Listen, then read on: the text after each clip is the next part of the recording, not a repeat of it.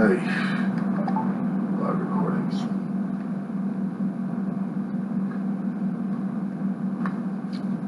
I'm belly aching to my damn computer again. Over a letter I screwed up, trying to send over to the White House to give my support and my apologies for a toddler Bane who insults the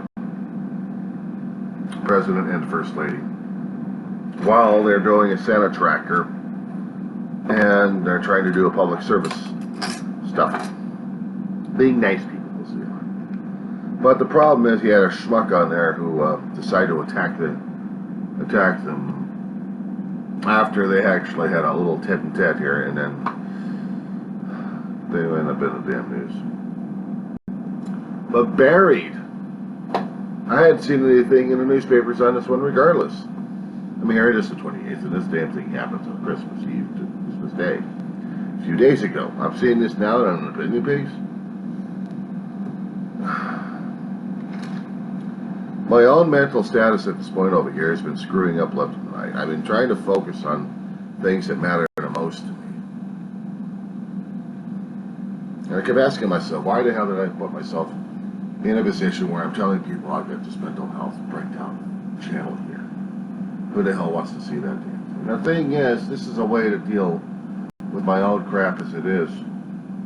Besides the COVID, not to mention my own damn grief and everything else going screwy in the damn head over the past few years. I mean, losing a brother, and then prior to that, losing my mother, and then in between, losing a best friend who's also my mother as well, a surrogate mother. And then prior to that, I've got everything else zipping through the barriers of how many people I've lost and cared about, how many animals I lost, and the pain of losing them all. See, normally when you're dealing with death, you shove everything into a hole. Everything, and just wall it up. You don't want to feel the pain. But the problem is, the pressure is there, and it's building, and it's building, and it's building. No matter how much layers you keep trying to put on there. There's another death. Layer it on. There's another death. Layer it on. Boom, boom, boom, boom, boom, boom, boom, boom, boom, boom, boom. So now you got this bulge in your damn brain still. I don't know. Is there a physical entity for this thing? Or there's more tightly packed neurons that are showing this much pain and grief ready to blow and be cancerous all over the damn cranium? When I lost Mom, boom, there was cracks all over the damn place. I knew she was dying. I didn't want to deal with it. Living with your mother all your life without even having a separation. I mean, without having a separation. That hurts. And my brother, I had been separated from him for a while because he went to the Navy, came back a mental meathead. He had problems, he had issues, he couldn't deal with them. There's long stories about this that I've done videos on my channel because I had to spiel that out. So suffice it to say, I'd seen my brother through hell, and I'd seen him go through purgatory before he gets to heaven. And before he gets to heaven, he's clean and sober 32 years. And he's been trying to help me out through my own damn hell ever since, even as a ghost.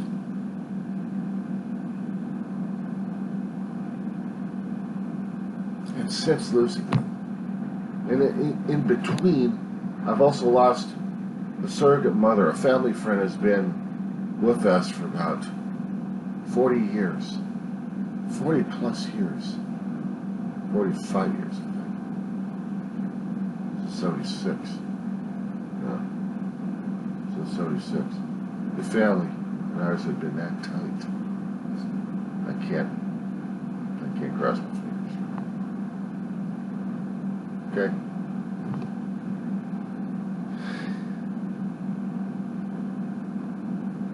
Get out ahead and pack that damn thing. But the one that broke everything was my brother.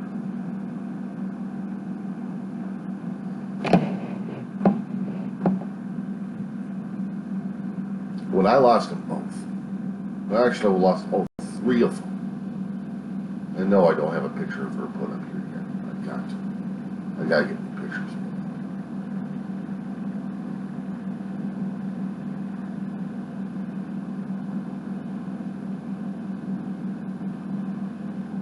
It's like I can't even say the words. The bewilderment right now is happening. This point over here, but what I'm waiting for is the damn trigger to put me through the catalyst all over again. I call it the roller coaster. But sometimes, where's the roller coaster effect when you start seeing something that's already been triggering you, and inside you're feeling the gears shift, where your stomach and your lungs are ready to do the heating. There's not going to be any fluid coming out of the mouth. It's just a lot of air being squeezed on the diaphragm to the point where you can't even breathe in. And you want to get every damn molecule out. And somehow you're not screaming loudly, you're screaming silently, but loudly. There's a lot of force coming out of it. And there's a lot of fluid coming out of the tear ducts. And sometimes you think that the tap is on. And you get a burst of air in the lungs and then I squeeze it out again. When the triggers happen, they happen. And I am forced to deal with this. I see people talking about mental health illness, about the kids having the same problem. Screw the damn adults. You think adults would have the necessary know-how to get help? No, I'm sorry, we hold it in because we have to. We've been taught and trained that way. And no wonder we pop our lids and go crazy. No wonder we kill ourselves without leaving any notes. But if we did leave any notes, nobody was even bothering looking at them. Social media is one of those kind of platforms out there that the people can post the notes out there in various forms, but they're not being read properly. How many postings have I gotten into where I see the screams for help, but nobody's helping them? So maybe, I'll help you. Yeah, but where's the help? Where's the actual physical going over there and helping? Where's the phone calls? Where's the guys coming through the damn doors doing a health and welfare check just to see if you're alive or not?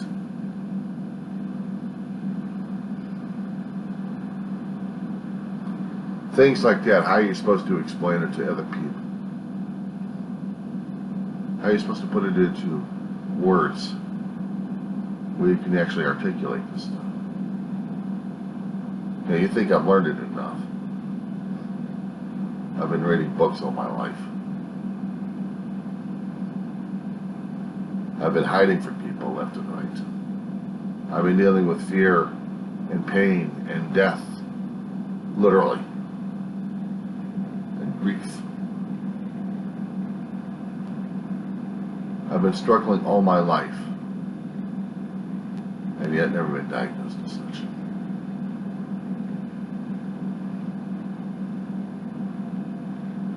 So the ultimate breakage in my head, in my heart, in my soul being ripped out is when I lost my brother. Prior to that, I was getting picked on left and right. It was still sore as hell losing her. But I had to wall everything else up because I had to keep functioning. I had to keep surviving. My brother needed me, and I had to hold things together. He tried to hold things together. I hadn't seen him once cry except when Ma died. I only cried a little, but not with the gut-wrenching.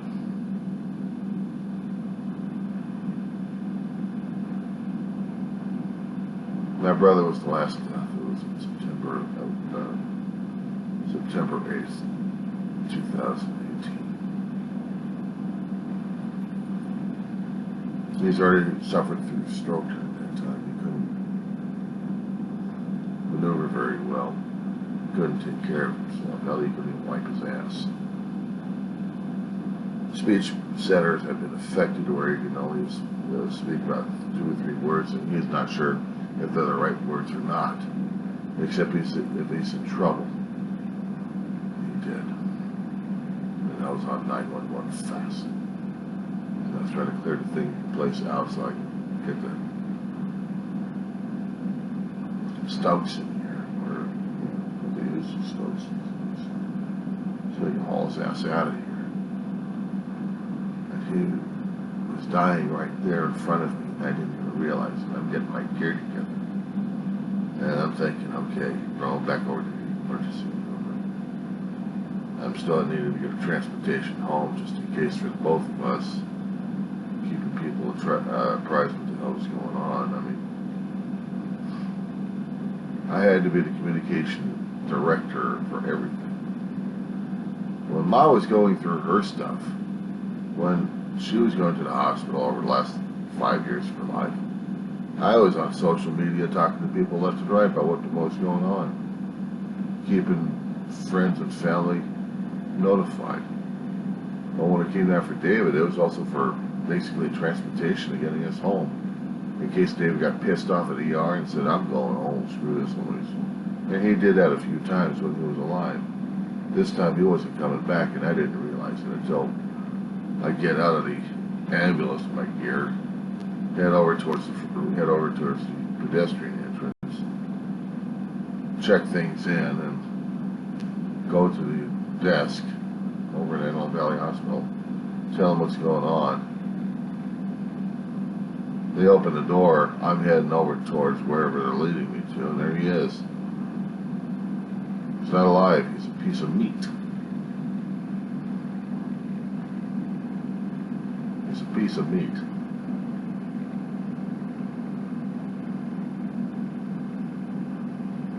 I didn't bother seeing his face. I screamed and yelled at a damn halt. And I had security always coming on my ass for this one, because I'm losing it.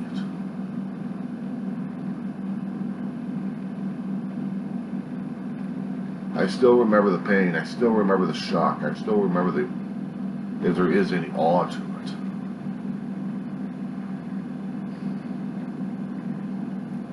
It's never left me. It never left me.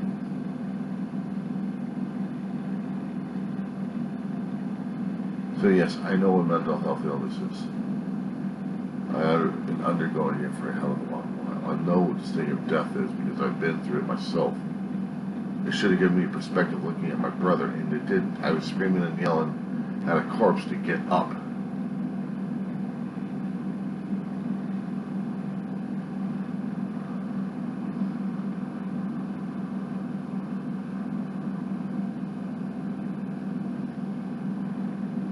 The hardest damn thing for me to talk about, even in the holiday season, was about the mental health situation. It was bad enough seeing Ma dying slowly but surely, and this was a gradual. My brother was like, and that's it.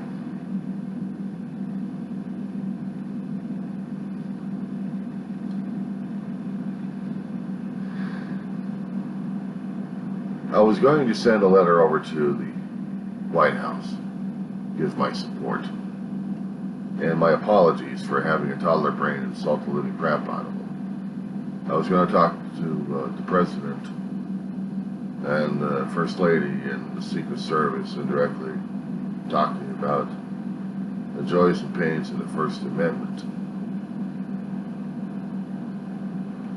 Maybe I should have just addressed the letter to them by saying I hope that their Christmas was well. Because I can tell you, they're handling it a hell of a lot better than I am. And I would hope that I would know their secret in handling the loss of loved ones during this holiday season without them going into a private room and is almost physically destroying themselves as they're trying to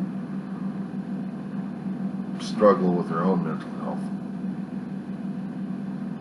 But of course it's a private matter. I'm making mine a public matter because I don't want mine out there showing people how easy it is to be a mental meathead.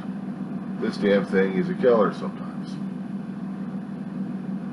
When I hear people committing suicide over grief because they can't deal with the loss of the loved ones, I understand it. I feel them. I've been there. And I'm still facing it. I'm still facing it.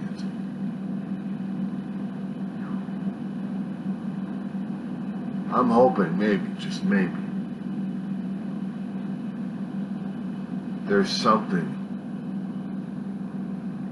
to deal with. I don't want the pills, I don't want the potions, I don't want the damn blood medications that screws me up or screwing up my damn cranium in any way, shape, or form. I don't want my damn brain screwed up. It's already screwed up right now as it is.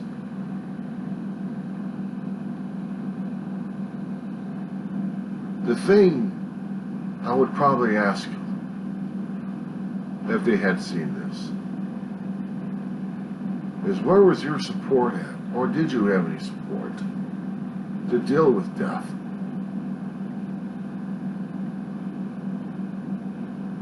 And did you know? Did you feel it? Did you see the triggers coming? Did you hear any of them? Did you feel the shift in your head? Did you feel the shift in your soul? Did you feel the welling coming up? And did you have to squeeze every damn drop of your essence through tear ducts, or screaming out your lungs for your lost one? That's what I want to know. How are you able to put on a strong face and try to celebrate Christmas with smiles without feeling the pain or showing that you got the pain? Because my experience was a lot different. I have no family. I got no bloodline that cares about me. I had a few neighbors trying to check up on me, maybe at least once, to see if I was still alive, and everybody else care less. You could care less. And the hardest damn thing to do is decorate a place with stuff, basically. Celebrate a holiday that's supposed to be meaning a miracle.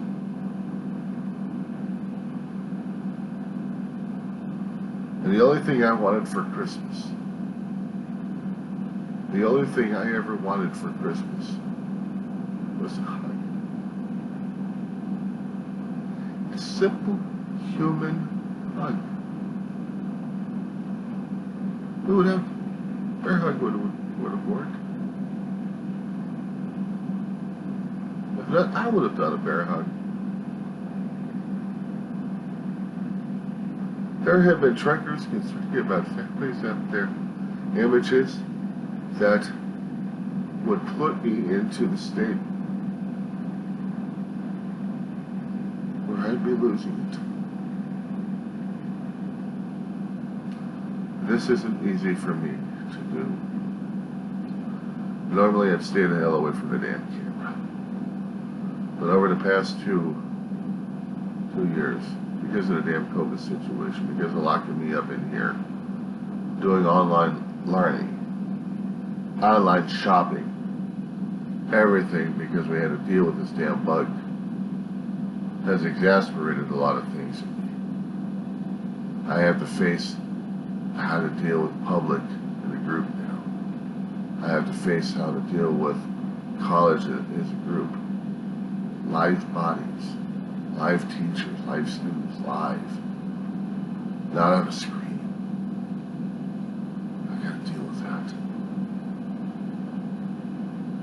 I gotta deal with days and anniversaries coming up that mean a damn thing to me. And hopefully that I don't go crazy.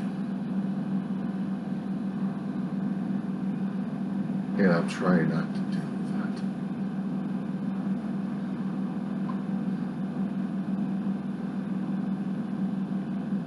You know, that fruitcake did the insult to the Bidens on that NORAD tracking program that the Bidens were doing. I doubt he would have understood what President Biden was going through during that time. He didn't care.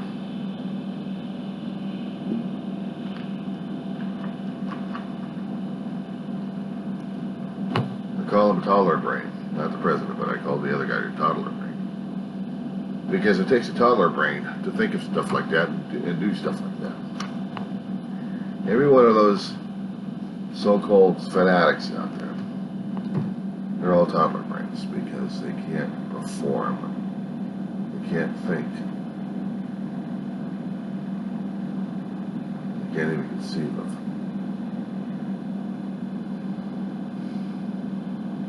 What's been driving me crazy right now is the things I have to do or the things I have to stall on that I need to do to take care of myself. So before I've got nobody to take care of me.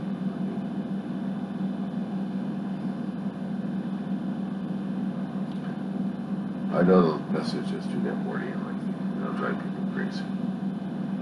I don't care. This gets posted on the channel. And I'll get it flagged.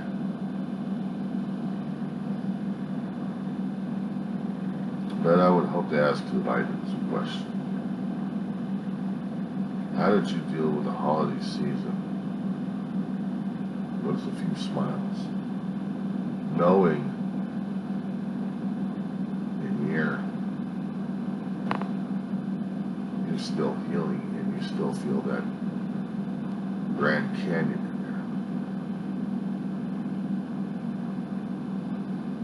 Mine's larger than the one on Mars, by the way. It's still too damn fresh.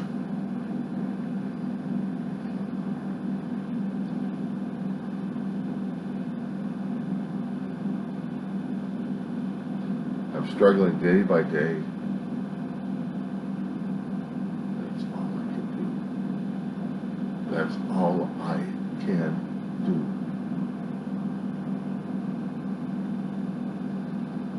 I'm having a hard time expressing a Merry Christmas to everybody because of this. Or even a Happy New Year. I'm saying have a somber one. Have a somber one.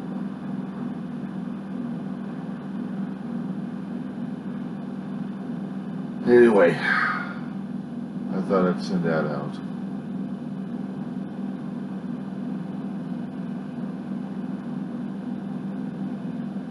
Guys got the guts to do something on NORAD live stream. I was going to talk about First Amendment rights. I was going to talk about how my own interpretation. I'm 55 years old, I'm going to 56. I've seen a lot, experienced a lot, read a lot. But I don't have any damn letters in front of my, actually after my name, that says academia. I'm working on a triple, I'm working on a double A. And I'll tell you one thing. If this ever gets out to the Bidens, and I hope to God it does, I pray to God it does. I'm 55 years old. I'm loving college, okay? Take it two at a time, and sometimes when this thing is hitting me hard, one class at a time, one semester. But I'm learning, I'm having fun. My GPA is getting up there, but if you had seen my GPA 30, 35 years ago, I think you would have been laughing your butt off. Yeah, it's beneath subterranean. When you get a letter of academic separation from the campus for 1 year, imagine what people are feeling and expressing at that point when they find out about it. Especially when you have a mother who is very concerned about a son's education and then lack of education and possible future either on the streets or doing community service for 30 years. Basically working my ass off for different jobs full time for over 30 years. She was not happy. She was not happy.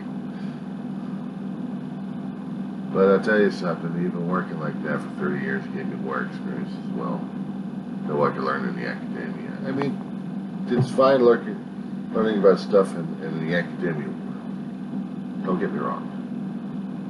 When you're in the working class world, it's a different story altogether, because now you're looking at things at the gutter level and street level, and then you're not looking at management. You're looking at how things are around you, how they're being affected left and right. And it matters to me. It matters to me a great deal. Still, if I had my druthers, I would still love to go back to the college. But the thing is, mentally, I was not ready for it. I was not mature enough.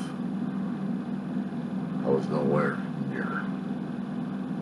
Now I am. And I'm having an adventure. Venture through books, maybe, but I'm having an adventure going to a college system, seeing all the kids struggling, and hopefully talk to a few of them, saying, how you guys doing? Because I've heard a few students since the time I've been going over to that college. It's Antelope Valley College in Lancaster, California, just to let you know. And the students would look at me and wonder.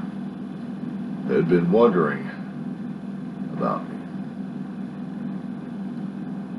Because I'm an old fart, what the hell am I doing there in the first place? I said, well, I'm here to get an education. I'm here to have fun. And they're looking at me saying, fun? Yeah, fun. And a job. Oh, you work in the student store. No. See, I am contracted by the federal government in the state of California, who are graciously going through the grant systems and providing me this opportunity. A disabled person can actually go through and get an opportunity for education and actually learn something in hopes to benefit society and humanity and everything else. Other than that, I'm there for the adventure. Blows their mind when I start talking like that. Says, yeah, I've been in your shoes. I've also been in your shoes when I got kicked out of college because of lack of grades, lack of GPA. And I had a mother give me two options: homeless or work your ass off. Take your pick.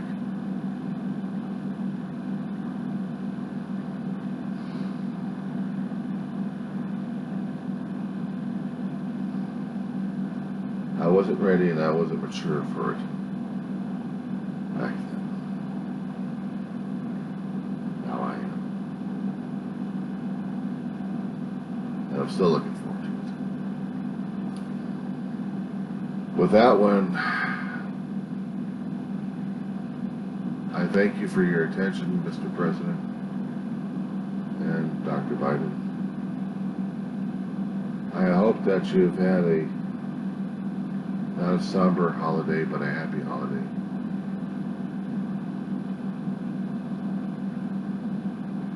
I know my heart shares the same pain as both of you two still have.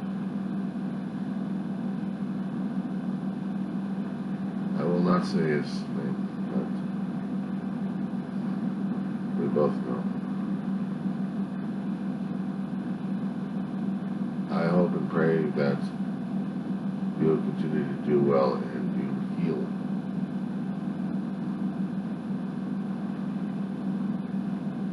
It's way too early for me to deal with this. But then again,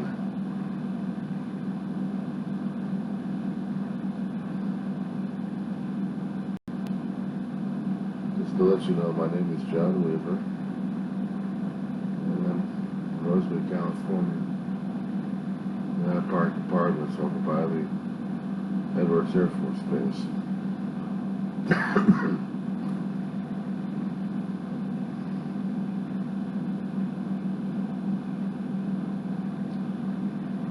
Hard to talk about some things, and let us hope that 2022 will be an easing of things and not more of a burden.